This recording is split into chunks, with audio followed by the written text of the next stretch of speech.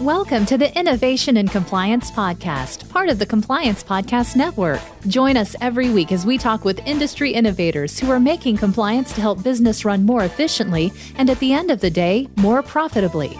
Here's your host, Tom Fox. Hello, everyone. This is Tom Fox, back for another episode. And today you're in for a real treat because I have Jen McEntire. She is the Director, Financial Crime Compliance Strategy at LexisNexis.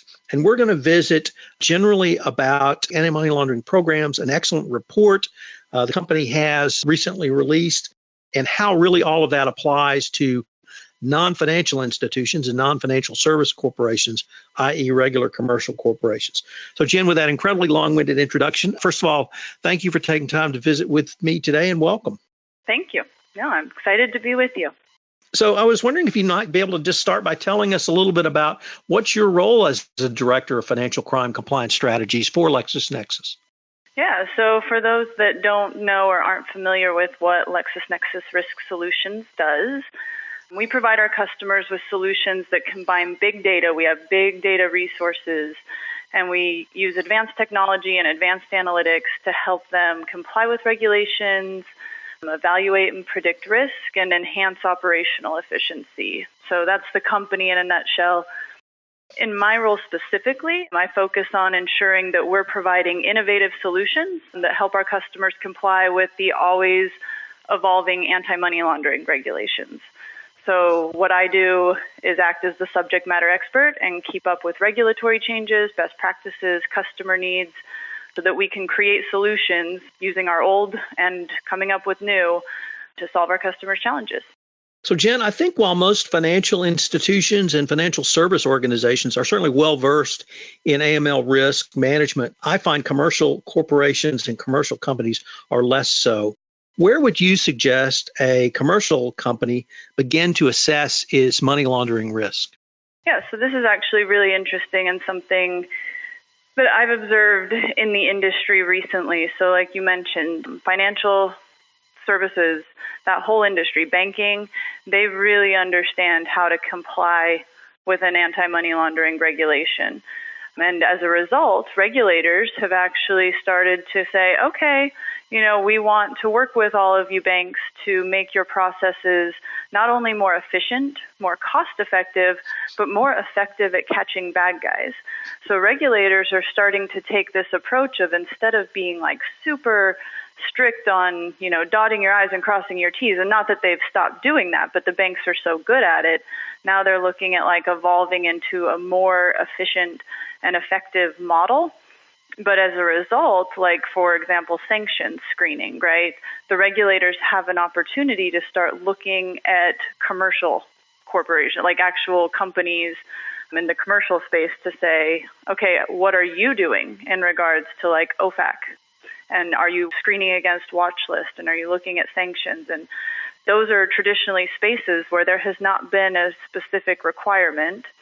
And to go back a step, I'm sure you and the listeners know very few commercial companies actually have an AML regulatory legal requirement. Some do. So like U.S. title insurance companies, for example, they're a good example. They have the FinCEN's geographic targeting orders that they have to comply with to detect and report suspicious activity. But for the most part, a commercial company does not. But that doesn't mean there aren't many things that a company should do to assess their risk, right? So if I were to work in a corporation, the things that I would look at are really three things. I would start with my money laundering risk. So not my anti-money laundering compliance risk, but is my corporation susceptible to being used for money laundering, right? So I'll come back to that in a second. And then I'd also look at sanctions risk, and then my anti-bribery and corruption risk. But something to think about, and feel free to stop me and ask me any questions throughout this, but money laundering risk, for example, if I were to begin to assess my risk, I would look at my internal controls and policies. So just one example, do I have policies that exist that might allow for irregular payments or refunds? So if I'm a company that sells high-value items, do I have controls in place that require refunds or overpayments to go directly to the person that purchased it in the first place, or can I direct that payment to someone else? So that's actually a method that has been used by laundering organizations. So really it's about stepping back and saying, what are my policies around payments and invoicing and refunds, and how can I be used as a vehicle for money laundering, and looking at it through that lens. So that's where I would start for money laundering. If we turn to sanctions risk, and even with anti-bribery and corruption risk, it all starts with a risk assessment, right? So if I were to start and I didn't have any of these things in place, or maybe I do have some controls in place, I would really start with a risk assessment and say, okay, what's my inherent risk, perceived residual risk around sanctions screening, right? And then same thing with anti-bribery and corruption, doing that enterprise risk assessment, much like AML or sanctions, but looking internally and externally for controls and the industry, location, spend, all of those things that you would look at to recognize, what do I have, what controls do I have, and what gaps exist, and how can I close those gaps? But it's really looking at your business from like a whole different lens, right? You're looking at it specifically from the money laundering, watch list screening, sanction screening, and anti-bribery and corruption. So, Jen, one of the reasons I was so intrigued by this topic, and frankly why I wanted to visit with you on this podcast, is two of the most recent FCPA enforcement actions involved customers and billing irregularities. How does a company begin to think through either a corruption or a money laundering risk from a customer? Yeah, so I think it all starts with good data. And some companies, right, have really good data about their customers. They're complex organizations. Much like banks, they have an opportunity to know their customer and to perform due diligence. Who are they? What is expected activity for that customer? Where do they operate? What kind of transactions are normal for them? What geographic locations do they do business? Now, there's other multinational, like global organizations that may have really bad data, right? There's many online companies that ship goods all over the world, and they don't necessarily even know their customer's name, right? So there's a balance in what type of customer do you have, and what kind of good data can I get? If you have good data, doing due diligence is a way to manage your risk. Doing that, know your customer process that the banks do with their customers. For those that maybe don't have the best data, and this applies to both scenarios, but having regular internal audits to look for billing and invoice anomalies, right? Irregularities. All of the two enforcement actions you mentioned were billing and irregularities that were called out. So almost essentially equating what the banks do for transaction monitoring and translating that over to be transaction monitoring for corporations, if you will. So even if a company has great data, Jen, one of my observations has been the information is often siloed. So compliance may have a set of information. They may have information on third parties. They may have information on others in the sales cycle. Accounts payable may have information on the customer. Finance may have information on where the money is actually being paid to. So how would you suggest a customer or a client actually begin to break through those silos so that there can be a sharing of information and hopefully a management of multiple risks a company's facing? That's a tough one, because I would say the banks struggle with that as well. There really has to be a willingness and a recognition of the value of doing so to the organization. So the compliance people really need to be able to communicate throughout the organization, not only what the risks are, but what the risks of non-compliance are, and what are you going to gain by sharing the information. I've sat with many customers and seen the corporate structure different for all, right? Compliance can sometimes sit within finance. Sometimes it sits within operations. Like sometimes the silos are different depending on where you're at. And it's really just selling the value of what those compliance people are doing, and a willingness and tone from the top and tone from the bottom to try to better communicate. I mean, it really is a struggle everywhere. Another issue that certainly many compliance officers struggle with, and as they take on more work, including economic sanctions with this administration and the almost daily changing of sanctions, what's the best way for a compliance officer, no matter where they sit, to keep up with that type of evolving structure? I think there's two different ways. One is research. Part of a compliance officer's job really is to research. So reading the news, attending conference sessions, webinars, podcasts like this one, staying up to date. If there's user conferences they can attend for any systems they might use. So research. But then I think the other piece is good partners. So if they are leveraging any kind of vendor and helping them with compliance, making sure that they pick a vendor that has roles assigned very much like LexisNexis Risk Solutions has, right? We have subject matter experts in all these areas where I spend my day drilling down into sanctions compliance. And we have people dedicated to anti-bribery and corruption and ensuring that we know what's going on, not only so our solutions can help meet the needs of our customers, but so that we can educate our customers on what those regulations are.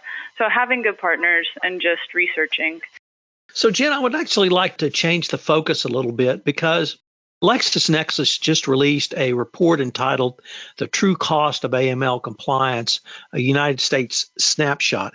And you really had a lot of detailed findings in there that I found fascinating. But I was wondering if you might be able to take a few minutes just to review some of the key findings and what you think it might mean for AML compliance going forward. Yeah, no, this was a really exciting study. The whole purpose was to help financial institutions understand their industry compliance burdens and expenditures and help them identify ways to achieve a more cost-effective and efficient AML compliance strategy.